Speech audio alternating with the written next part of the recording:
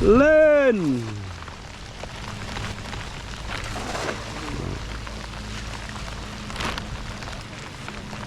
Rồi, ục rồi.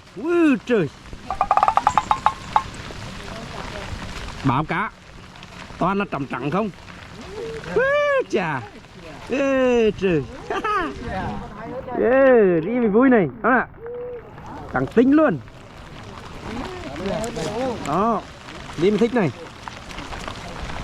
Bắt cả ní đây nha, bắt cả ní ăn đâu.